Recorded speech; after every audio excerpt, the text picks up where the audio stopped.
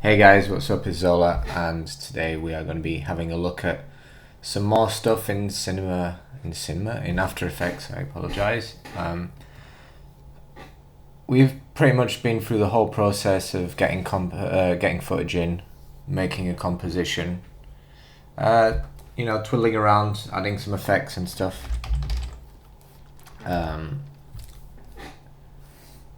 And what happens when you've kind of finished that and you want to export this? Now, again, this is kind of something that if you've been using After Effects for a while, you might know this already, but I felt as though I'm doing this, first of all, I'm going to do this logically in terms of like the workflow. So we've covered project, importing, making composition, editing this, and then how to output this. Also, I had a message in one of the comments yesterday about how do I save my videos. So it kind of makes sense to me to do this today. And again, we can go back and cover stuff in more detail afterwards. And then obviously there's a million and one features of the program that I'm going to cover afterwards. But at least this way we've covered all the very basics as to how to start, work on and then finish a piece of video. So the first thing you're going to want to make sure is you have the render queue. So if you come up here and we are looking for the render queue window, which is there.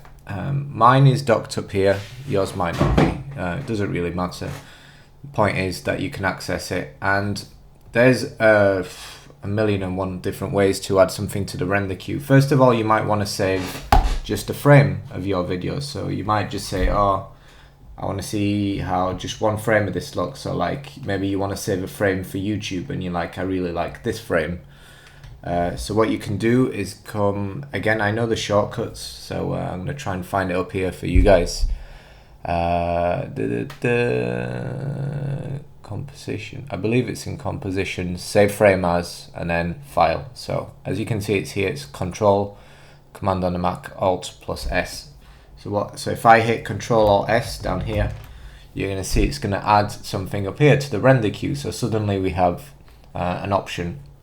Now the current render settings is current settings. What this means is that if this is at half, it's going to do it at half, and this is a really important thing to remember. So I always suggest changing that to best. So press the little blue triangle there, select best settings, just to make sure that your still or your picture is going to be as high quality as possible, which is really important. Output module, by default we have Photoshop. If you click on this little down arrow, you're going to see your templates or your presets. Now for a picture, this isn't really going to be applicable, so what I'm going to do is click Photoshop, and then you're going to get this menu here, which basically says what format do you want to save the picture. Do you want to save it as like a JPEG or something else? What is the output format that you want to save this as? So I'm going to select, just for this simple, we're going to select a basic JPEG. It's going to say sequence, but don't worry about that. That's just if you chose to do this as an image sequence and render animation, it would do a sequence of JPEGs.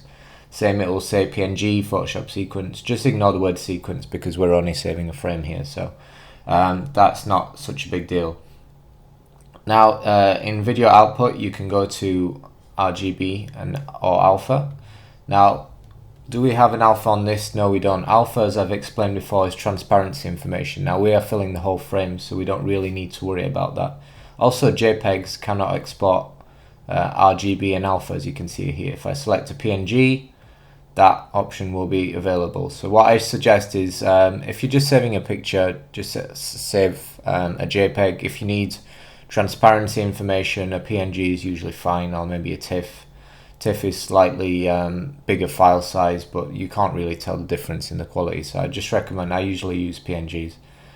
The millions of colors is based on how many what color depth your project is at. By default you're going to be at 8, and so millions of colors is fine. If you're working at 16 bits, you would do this at trillions, but I'm not going to go too much into that today because we're just covering the basics. If you wanted to resize your picture here, so at the moment we've got it at 100%, so but you might want to do it half size, so you could just drag this down, and as you can see on the resize we have the percentage of what it was. So if I move this up to like 950, oh, sorry, 960, sorry. You hit tab, that's, you know, 50%, so we would get a JPEG at half the size of our composition and so on. And then crop, if you don't want to show all the JPEG here, you can crop like the top and the bottom. But again, we're just saving a picture, so I'm just going to hit OK. Next, it's going to ask you where you want to save it to, so I could just save it to, you know, desktop or whatever. Just hit save, and then you can also name it. So I would name this Neil, sorry, and hit OK, and then you just hit render. And as you can see, that happened instantly because it's just a picture. What you can then do is twirl down the little arrow here in output, and you'll have the path of where you saved it. So for me, this would be desktop, and so on and so forth.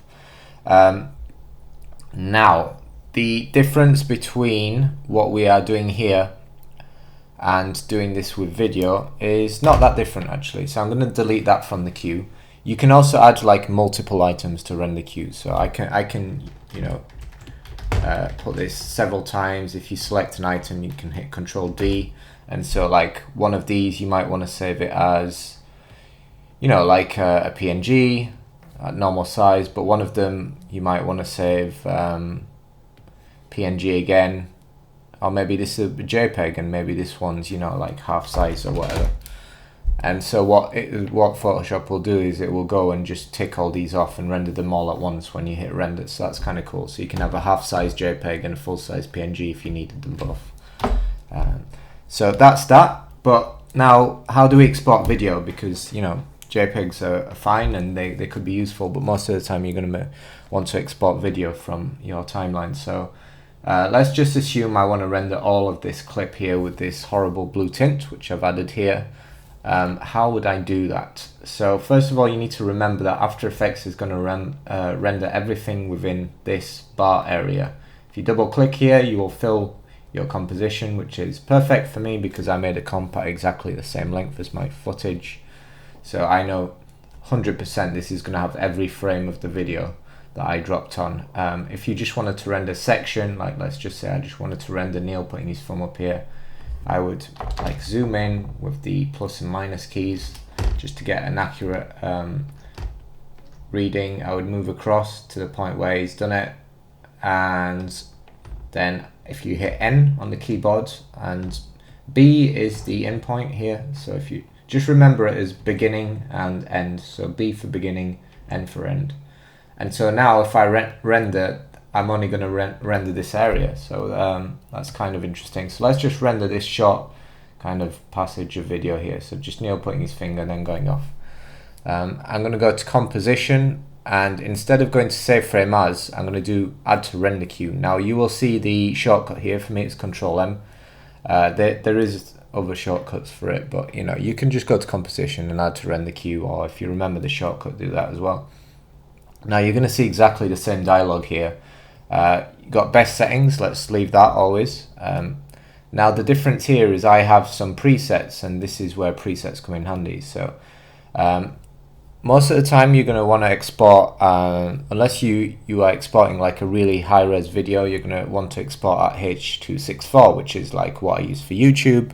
It's the best you know, quality versus size, because you don't want your videos to be too massive, but also you want the quality of the video to be quite good. So H.264 is what I would recommend for that, and it's what most people export them. There is H.265 now, but I've heard it's still a bit unstable, but supposedly a lot better, so I'm sure we'll be switching to H.265, and I think you can do that through the new version of Encoder. But for now we're just going to do H.264. In fact, I wonder if it's in here. No, it's still in here, H.264. So hit OK. So if I was to do this from scratch, I would go into QuickTime, because QuickTime is the container. So this is like a .mov file. We're going to want to tick video output, obviously. Channels RGB, which is normal color, millions of colors. All this is fine. Format options. This is where you would select your codec. Now for audio, we've got this as, you might want it at AAC, which is like not quite uncompressed audio, but you know, pretty good quality, and yeah, I would recommend leaving this at AAC. For the video codec, I've selected H.264. If you want really high quality lossless video, use animation. Or if you are on a Mac, you might have ProRes, which is even better and plays beautifully and is nowhere near as big as animation. So if you have ProRes, definitely use that. Quality, obviously, we're going to want to leave at 100%. You can limit the data rate. So like if you tick this, you can basically, the lower the data rate, the lower the quality of the video, but the better the total size of your file. So you know, you want to kind of find a balance there. I mean, for most things, you know, like 20,000 is fine. So I'm just going to change this to 20,000 and hit OK. And then audio output should be on auto, which means that if there is audio on your video, which mine does not, which is why this is here, because I recorded it at 120 frames, so didn't get any audio. But if you have audio, just make sure that's on, and then it will by default render your video with audio. So just hit OK. And again, it's going to ask us where we want to save it, so I'm just going to say on the desktop. Again, I'm going to call this Neil. But you see, this time it's going to do neil.mov, which is a QuickTime file, and then I'm just going to hit render. And as you can see, this is taking a lot longer because it has to go through and calculate and encode, and you know, we're not doing one frame here, we're doing a video. So it will use the RAM that it needs, and there's not a lot going on here, so this is going to happen really quick for me. You're going to hear that bing, the magic bing, and now if you go onto desktop, you will be able to find your file. And that's it. That is how you save your videos out. Really basic overview.